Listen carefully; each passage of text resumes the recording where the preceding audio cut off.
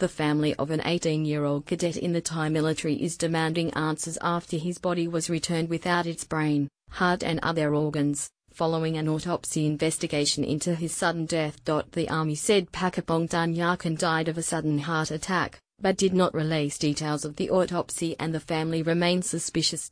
When his body was returned, the family held a fake cremation and secretly had a second autopsy performed at a private hospital, according to local news reports.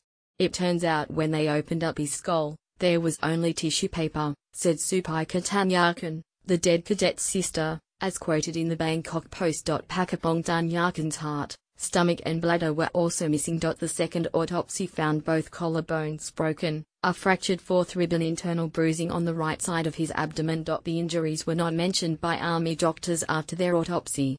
His body had no signs of injuries at all, so we partially removed some of his organs, like his brain and heart, for detailed examination, said Lieutenant Colonel Nat Vongsorn, a senior doctor at the Army Institute for Pathology, as quoted by the Nation newspaper on Tuesday. The ABC has not seen either autopsy report. Thailand is a highly militarized nation and is currently run by generals. After a coup in 2014. Each year a lottery for young males decides who gets drafted to duty, and the junta has even introduced military-style training programs in kindergartens. Thailand's armed forces have faced scandals in the past involving hazing rituals and deaths of recruits. In April, a 22-year-old conscript died while being detained at the 45th Circle military camp in Surat for disciplinary breaches. According to Human Rights Watch, Yathakin Buni Arm's last words to his mother in hospital were, "I was beaten up.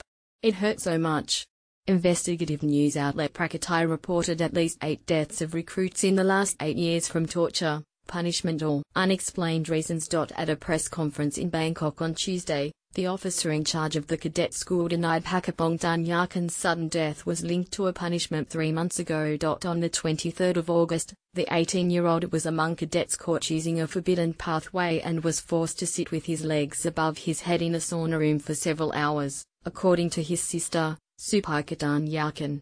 He fell unconscious and demonstrated low vital signs that day, Ms. Subcriber told Thai media. On the 16th of October, Pakapong Danyakan participated in school activities but had quickened breathing and went to the first aid room, according to Major General Kanok Bongchanuan, the commander of the cadet school. He fainted on 16 and the 17th of October and was sent to a hospital, where he was pronounced dead, said Major General Kanok Bong. Australian forensic centres do sometimes retain organs for further examination, but only after extensive consultation with the family. That would include a clear explanation about why the organ was being kept and sometimes arrangements with the family for the body part to be buried or cremated in a separate ceremony. However, in 2015 a U.S. court ruled that brains don't have to be returned inside bodies after an autopsy. The case came to light when friends of a teenager killed in a car crash saw a brain in a jar with his name on it during a school trip to the morgue. A lower court initially awarded the family $1.3 million, but the Court of Appeals overturned the ruling.